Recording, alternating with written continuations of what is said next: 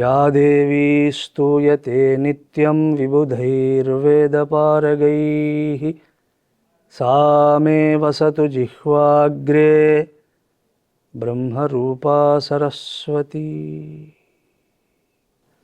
It gladdens my heart to be here in this holy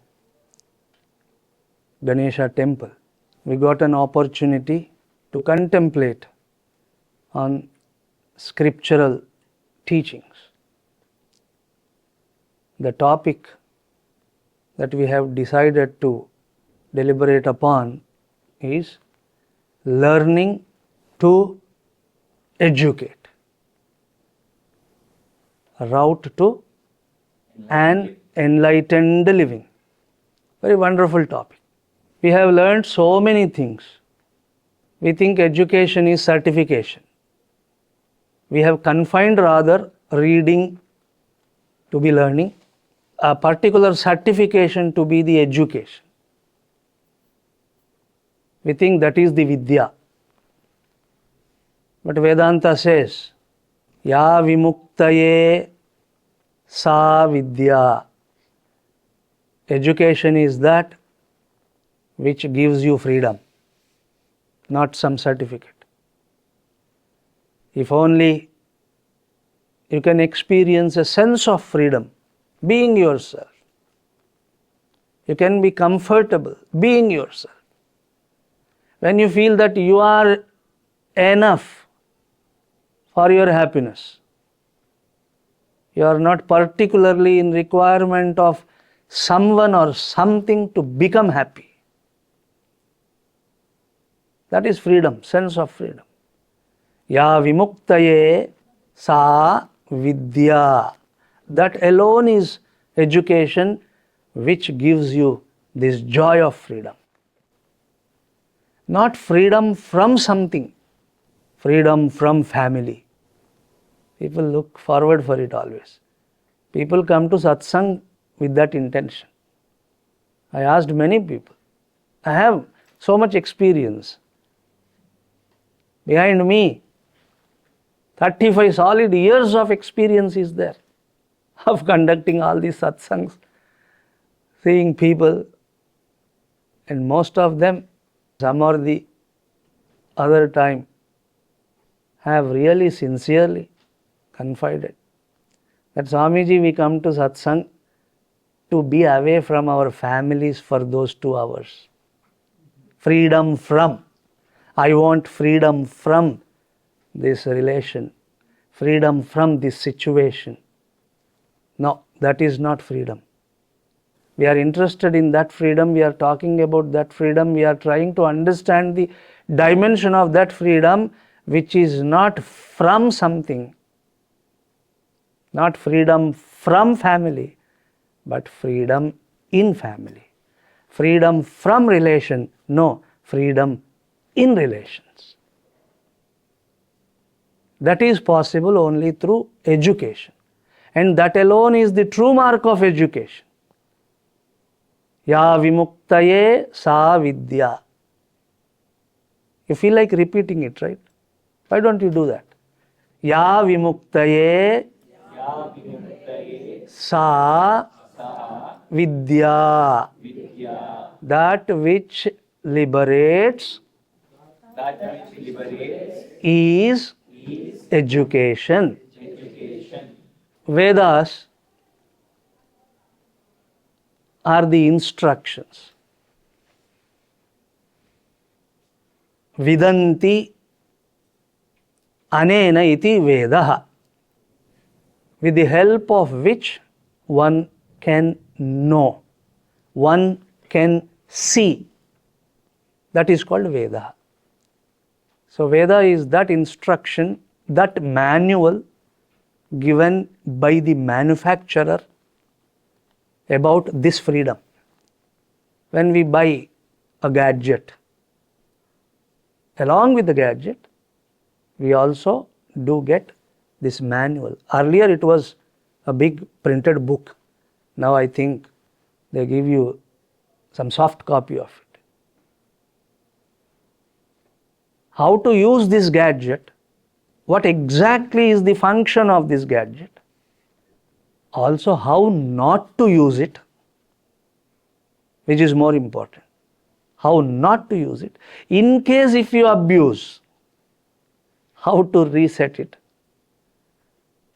In case it is out of your hands now, resetting, where to take it, to the right dealer or the mechanic, all that is given in that manual. So the manufacturer, along with the product, gives the manual. So too Sarvakarta Bhagavan, along with the product called the world, product called the human body, gave this manual, how to use it, for what to use, what is the right way of using, if it is abused, how can be reset again, for that purpose where should you go, whom should you consult, all that is given in Veda. Vedas are not some mantras that you chant and suddenly some vibration comes and all that. Don't run after this vibration theory. This vibration and some manifestation and some creation, this is all bunkam. So don't worry about mantra, vibration, etc. Mantra means mananat trayate. One who reflects upon that, that will protect him in the form of guidance. Not some supernatural, miraculous protection, but in the form of right guidance. That is mantraha. So here is this wonderful mantra praising Shri Mahaganapati, glorifying Mahaganapati. Also through such glorification, offering obeisance to Mahaganapati. Also serving as an instruction for upasana on Mahaganapati. The fourth Anuvaka of Ganapati Atharva Sirsha Upanishad. With the help of that Upanishad, this particular Anuvaka, with the help of this mantra, we will try to understand, learn few lessons towards educating ourselves and thus to live an enlightened life. I invite you to chant after me. Tvam vangmayastvam chinmayah.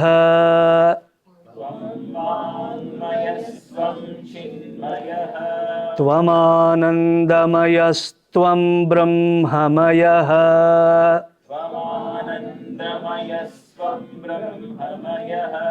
Tvam satchidanandadvitiyosi.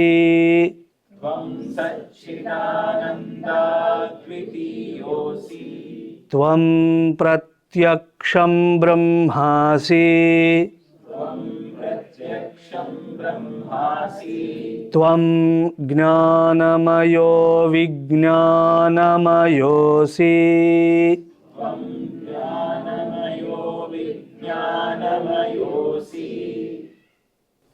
The translation goes like this. Hey Mahaganapati, you are the embodiment of speech. The what? The embodiment of consciousness.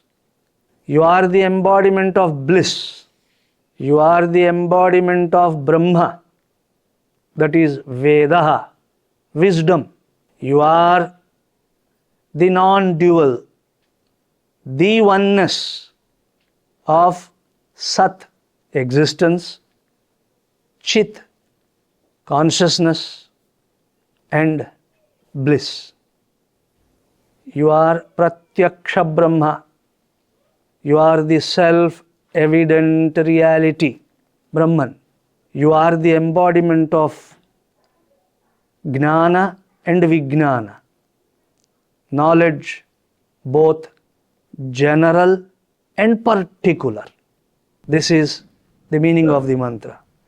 This meaning serves as an instruction towards sadhana, meditation. Also, the teachings of Vedas are on different levels.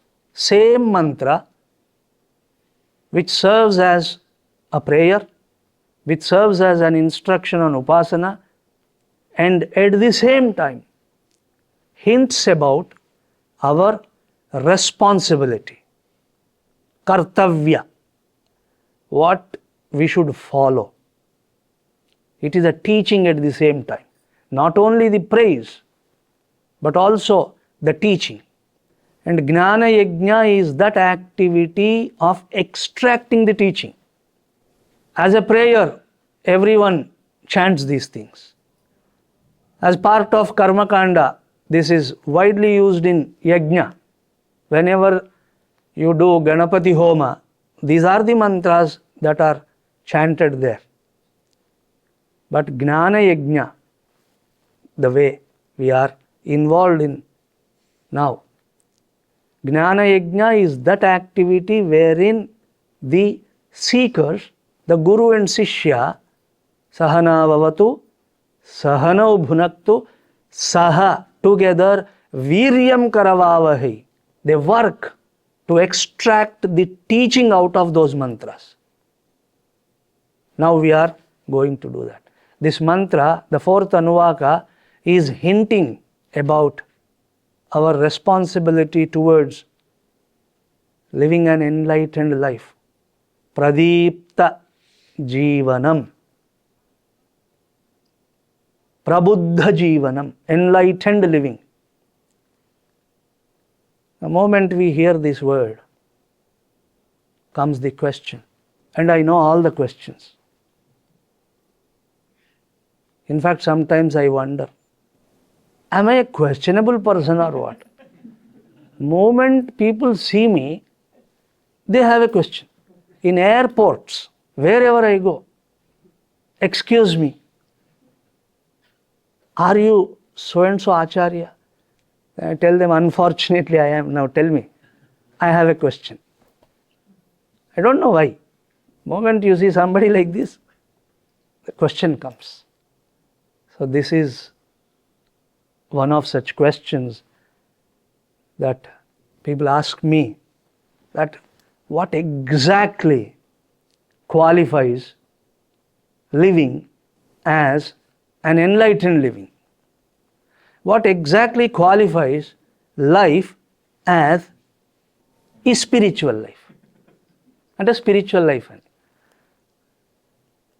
What qualifies? When can we say that we are living an enlightened life? When can we say that we are leading a spiritual life? If there is a question, of course there will be some answer.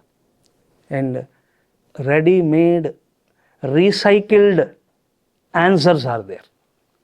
Recycled means from ages people are giving those answers. Somebody asks a question, comes the answer now. Generation after generation, same question, same answer, same question, same answer, recycled so much. And the recycled answer is, if you are doing some puja or if you practice some japa, dhyana, etc., then that is called spiritual life. Now we must question that. Merely taking to puja, japa, dhyana, will my life become spiritual life really? Because many people are into such activities still, except enacting spirituality, they have not found out anything meaningful. Therefore, is that enough?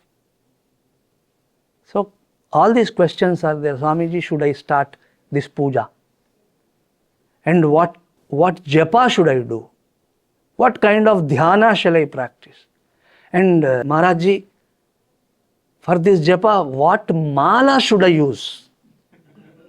And one more jignasa. What mala should I use? Should I use Rudraksha mala? But somebody recently on TV told that Rudraksha mala is not good for this mantra. You should buy one Tulasi mala. Somebody else tells me that buy a mala made of lotus beads. If you want Lakshmi ji to bless you, then buy this mala, lotus bead mala. Then somebody else is ready again with the same turban and all these decorations on the forehead. He says, no, you need Sphatika mala. And somebody asks me, Swamiji, which mala should I use? I tell him, use a hybrid mala. एक एक दाना सबका लगा दो और जप करो, क्योंकि कुछ होने वाला नहीं है भाई, कुछ भी करो कुछ थोड़ी होगा. So these are the questions. What should I do? What should I include? What should I exclude? Any equation of inclusions and exclusions, mere inclusions and mere exclusions, all that can be a lifestyle, finally becomes a lifestyle, not a life. We are lost into some notion of spiritual lifestyle. We have not discovered what spiritual life is. Around the globe, this is the situation, spiritual lifestyle. And each one has his own brand. Moment some brand comes, brand name comes, that is lifestyle. So it is not lifestyle that we are interested in, nor it is not a lifestyle as such is being taught in Vedas, but it is life, living a life. Jivema sharadashatam, nandama sharadashatam, modama sharadashatam. There is a beautiful prayer. Jivema sharadashatam. Let us live the life, not some lifestyle, peculiar lifestyle. Let us live life for 100 years. Modama, let us live happily. Nandama, cheerfully, meaningfully. So one must focus on life, not lifestyle. The vision of life, when translates into living,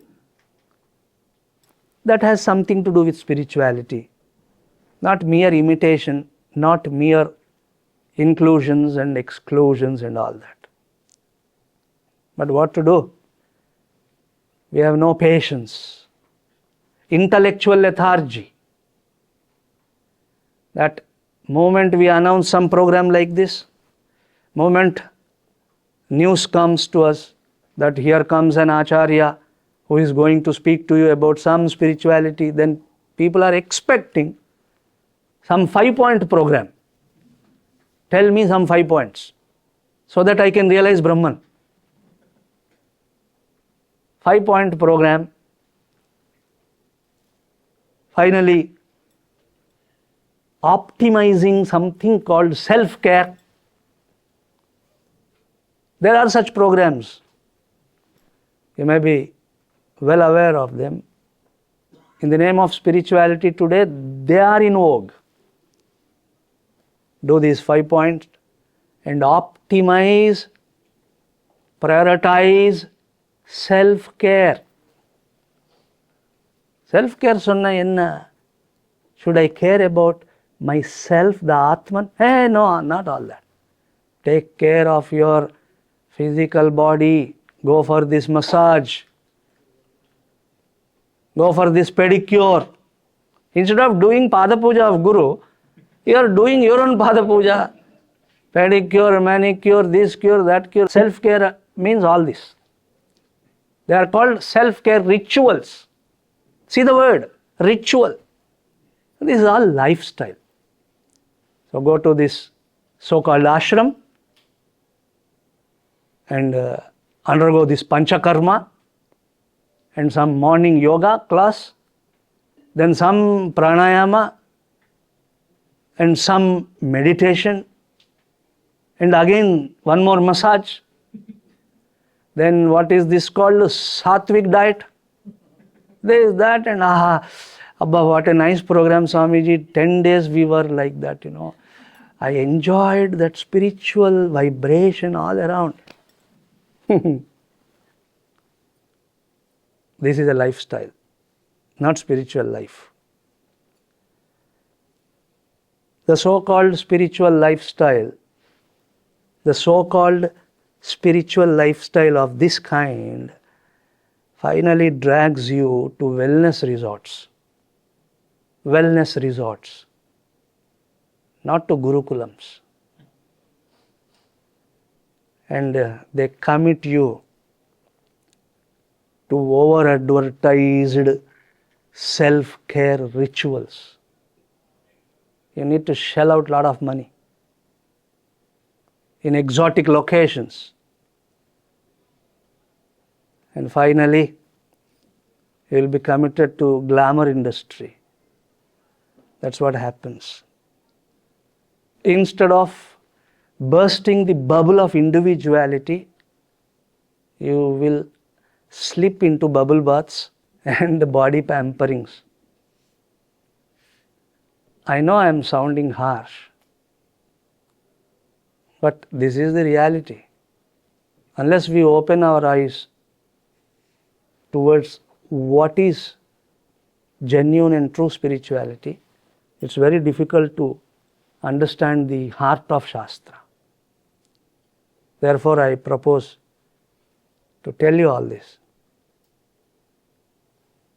So, if you are interested in branded spiritual lifestyle, then spa becomes your temple, masseur becomes your messiah, massage becomes the message of God, relaxation becomes the realization, entertainment becomes the enlightenment, bhoga becomes the yoga, and finally glamour becomes God. Someone really told me this.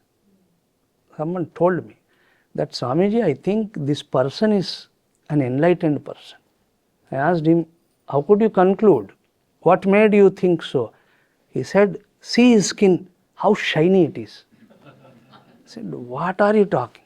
Shiny skin equals to enlightenment. From where such notion comes?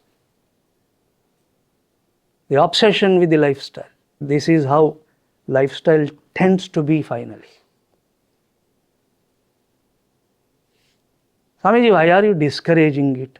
Why are you looking down upon it? Always you look down upon something. Always you criticize something. I am not criticizing.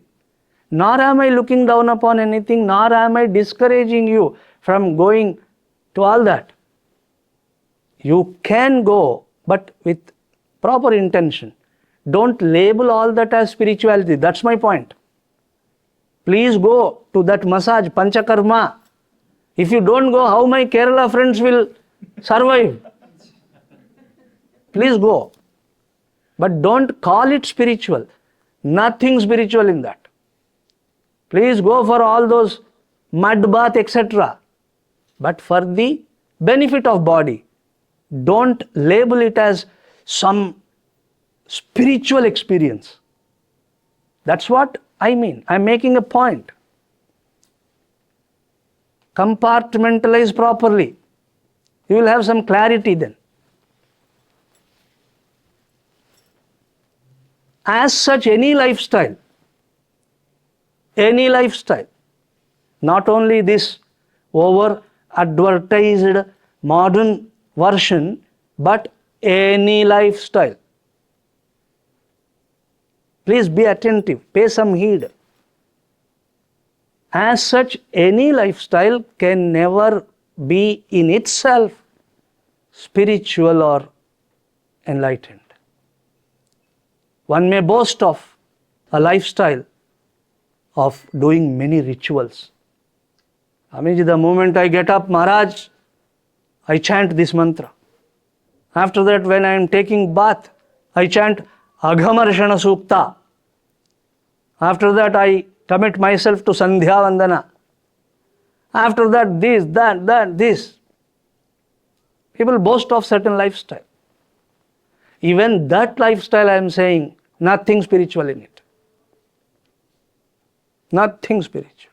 Unless you understand something, unless you extract a teaching from that, mechanical following of rituals will not make you spiritual. Ritual is important, but if that only constitutes a mechanical repetition and the performance, if that only constitutes your religious, so-called religious life, then that's a lifestyle, that is not religion. This is not my view. This is not my opinion. I am not opinionated person. But this is what Bhagavan mentions in Srimad Bhagavad Gita, 3rd chapter. I am told that in this venue, Gita is studied regularly. Very wonderful thing. Sri Bhagavan says in Bhagavad Gita, 3rd chapter, 6th shloka, he clearly says this. And the one who boasts of such lifestyle, Bhagavan gives him a title. Would you like to know what is that? A title conferred upon such person by none other than Narayana himself. Want to know that? Yes. Then you have to chant this shloka after me. Shri Bhagavan Vacha Karmendriyani Sanyamya Ya Aste Manasa Smaran Indriyarthan Vimudhatma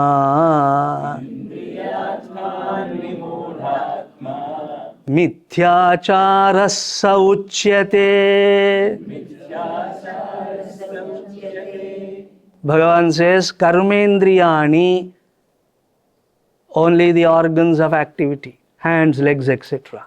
Physical body. Karmendriyani Sanyamya, by so-called restraint of the physical organs, physical body, limbs, etc.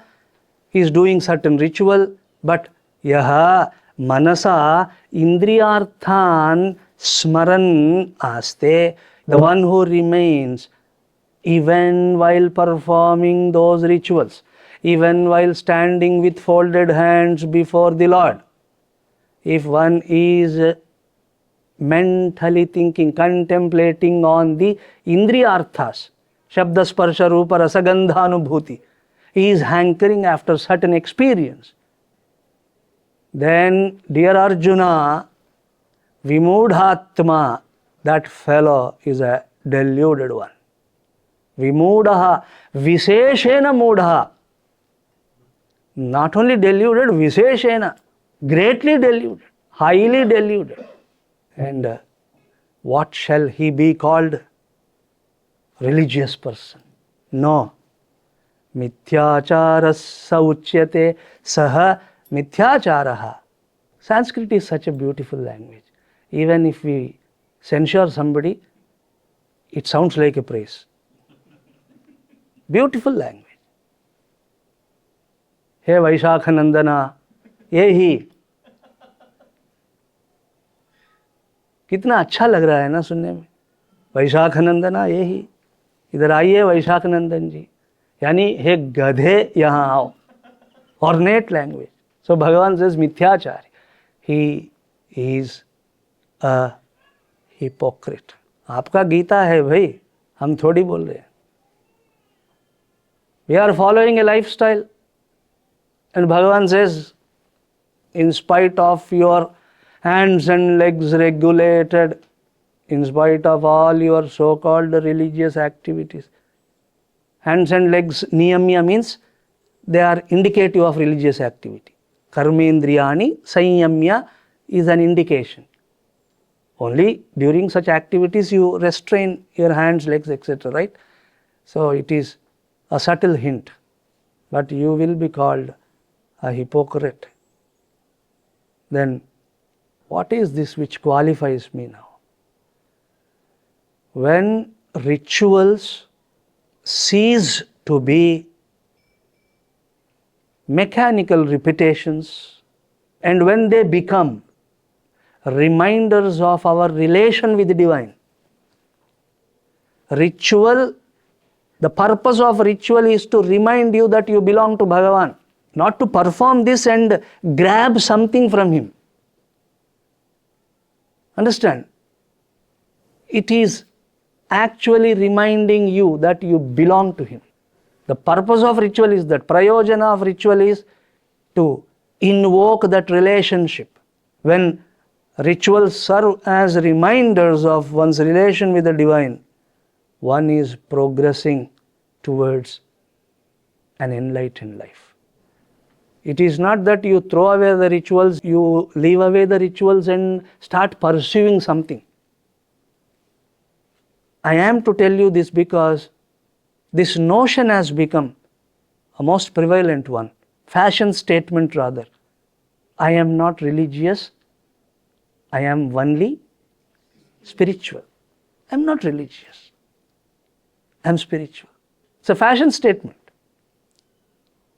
The fellow who says that has not understood what religion is, nor can he understand what spirituality is. People are thinking that merely renouncing a ritual, one becomes spiritual. No. It is not renouncing them, it is understanding the ritual that makes you spiritual. People don't like puja, japa, kirtana, bhajana. Suddenly they want to do meditation. क्या meditation हो सकती है भाई? बहिरंग साधना विना अंतरंग साधना कहाँ से हो सकती है? This is a progression. No sudden enlightenment. Sudden enlightenment. What is sudden enlightenment? What is sudden? Tell me. There is nothing suddenly possible in this universe. Everything has a procedure here. No one suddenly becomes an adult. I was just going on the street, Swamiji, suddenly I became an engineer. And I was in India and suddenly I became a doctor and I came to America. Can anyone say like that? Suddenly. I slept and some peculiar blessing of God descended upon me and I opened my eyes. I became this AI specialist. Suddenly, Swamiji, suddenly. Kuch hua kya suddenly? Nothing happens suddenly. Everything requires time. Kalaya tasmai namaha. This is our culture. Kalaya, to that Kala, which is responsible for all this. I do namaskara. So don't run after the sudden enlightenment. Nothing is sudden. Everything is a beautiful progression. Therefore, I am spiritual, I am not religious. All this won't work. In fact, they are not two words. There is no dichotomy between religion and spirituality. But misunderstood religion, people seeing only the empty rituals, they have concluded that this is religion, and seeing meditation and the enactment of happiness. We sat all this 1 hour, legs are hurting, knees are hurting. What can you do? And doors are closed. What can you do? You have to smile. People think you are attaining some happiness in that. But what you are undergoing, you know. People think this is spirituality. No. When ritual is performed with meaning, and when ritual becomes a reminder of one's relation with Bhagavan, then that very moment one has become qualified to live an enlightened life. Prabuddha Jivana, Pradipta Jivana. That is spiritual life. If you think your energy will be spent, then you can eat more. That's my intention. I want you to have delicious food, enjoy the prasadam. So, थोड़ा खर्च होना चाहिए ना. अब सोचते बैठो इतना खर्च होगा, you will see how much you will eat now. Religion not as a dull habit, but as an acute fever.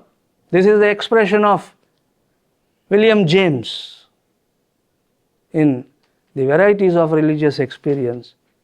Religion not as a dull habit. Able to feel this? Some ritual. Say Narayana, Narayana. Hold your nose, nose. Leave it, leave it. उठो, उठ. बैठो, बैठो. इस तरफ मुड़ो, इस तरफ. उस तरफ देखो, उस तरफ. Dull habit. Very dull habit. Somebody asked me, what is satsanga? Then I told him, satsanga is that activity where half people are already sleeping, another half are trying to sleep. Except the teacher. All are sleeping. And this discouraged fellow has to sleep, all sleepy faces, seeing them, he has to teach. Uttishtata, jagrata, prapya varan nibodhata. ये सब चिल्ला चिल्ला के बोलना पड़ता है. Religion not as a dull habit. We are the victims of such religion. Be careful. Dull habit. Dull habit. If I don't do puja, I feel some uneasiness. Dull habit. It's habit. You made puja a habit. Today I did not do japa properly, therefore I am feeling like this, Swamiji. I am not able to feel happy. Habit. Habit. Not as a dull habit, but as an acute fever. Clearly evident. Religion must be like that. Swamiji, fever? Yes. Yes, very much. Jwara. Jwara. Fever of separation from divine. The heart should long for that association. When can I have this thought of Bhagavan in me? Always my thoughts are circumambulating this world. When can I really just have an exclusive thought about God? I am missing Him. I am missing myself.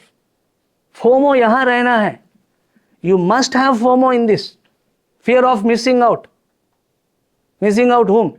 Yourself. Missing out whom? God. That's the fever. If this lover misses the beloved, that results in fever, really fever. Jwara. Religion is that. And ritual must become a medicine for that fever. Aushadha. Not some technique to grab something from Bhagavan. Not a technique to fool him. That itna mala japta hu, Bhagavan ab mujhe sab vardhan de denge. Do you think Bhagavan is a maths teacher or what? Counting how many malas you have done and he will keep an account? Do you think like that? He is not an accountant. He is not an accountant. He sees that whether this ritual is being performed by this person as aushadha to address that fever. Bhavaroga, jwara, otherwise missing yourself, missing Bhagavan.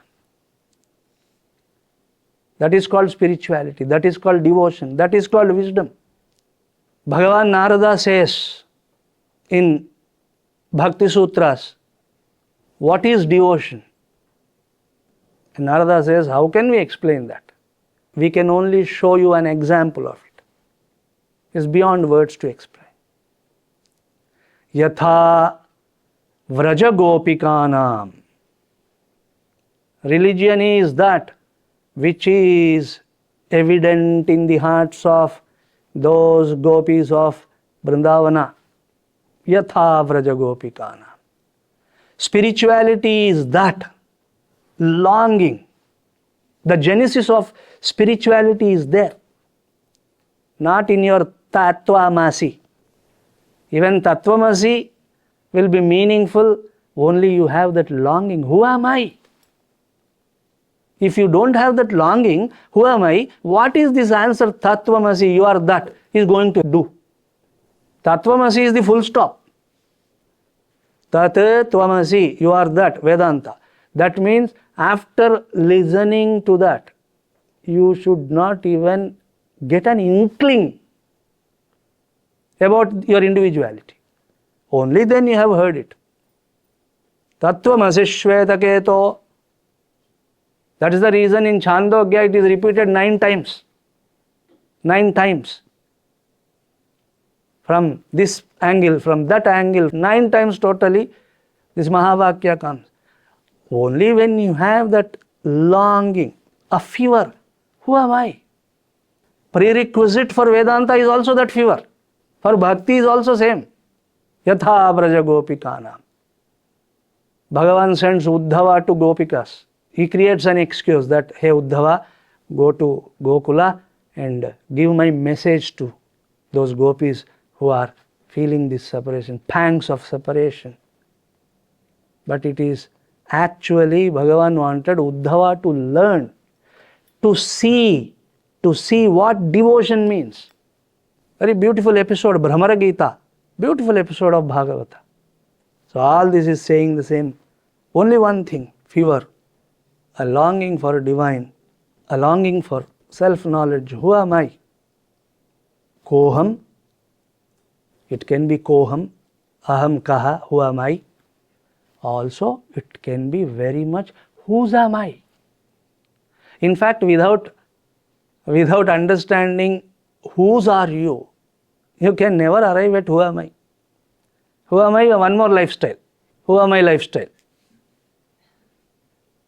Enjoying all comfortable life in America and landing in Tamil Nadu, suddenly wearing a vesti and one bag on the shoulder with one water bottle and of course, what is it? iPod for songs and all that, and one book. In your total lifetime, you can never understand that book. Such book, Ashtavakra Gita. Otherwise, Yoga Vasishta. Yoga Vasishta was taught to Ramachandra. Lord Rama. God gets confused as to what this self is. He enacts, then goes to Vasishta and asks him, who am I, etc. Then Vasishta teaches him. Now this fellow carries that book, one bag, and circumambulating the holy hill, Girivalam, with water and one packet of glucose also, diabetic fellow. And this big book, and while circumambulating, all beautiful songs. Mano buddhya hankar chitani naham. Ah, what a nice tune. Nacha shrodraje shivoham shivoham. Idenna Girivalam. This is lifestyle again. This is lifestyle. Tiruvannamalai confusion. One more lifestyle. So it is not about a lifestyle. The true mark of spirituality, true beginning of spirituality or enlightenment lies here. Try to understand whose are you first. Then comes who am I. Whose are you? To whom I really belong. There are 100 people who claim. 100 people. People are claiming my body. Mother says I am the owner. Father says I am the owner. After that comes, we add to suffering, right? We are good at adding things to suffering. That's called marriage. They also claim my body. And finally government says it's my body. That is the reason committing suicide is a crime. If body is mine, let me commit suicide. What is the problem? No, government will not agree. That's a crime. 100 people are there who are saying, we have a claim over you and your life. Now question, whose am I? To whom I really belong? That there be some thinking about that. First is kasyatvam, to whom you belong. Then koham. Then who are you, who am I? All this comes into being. So that longing towards whose am I, who am I, marks the true spirituality. Not mere rituals, not lifestyles of optimizing self-care, etc. Astu, for this session this is enough, and after lunch we will meet here, then I will slowly walk you through this mantra and the teachings that are guiding us towards enlightened living and what is spiritual life, how we can pursue it most joyously, happily. All that we will see, for being with me and showing some Shraddha towards all this wonderful Upadesha. I invoke Bhagavan's blessings upon all of you to go near him, to understand him, to be able to say that, hey Bhagavan, I belong to you. Bhagavan should bless us in that progression. Harihi Om Tat Sat. Om Swarajya Samrajya Vibhutiresha Bhavat Kripa Shri Mahima Prasadat Prapta Maya Shri Gurave Mahatmane Namo Namastestu Punarnamostu. Om Purnamadah Purnamidam Purnat Purnamudachyate Purnasya Purnamadaya Purnameva Vasishyate. Om Shanti Shanti Shanti. Harihi Om. Shri Gurubhyo Namaha. Harihi Om.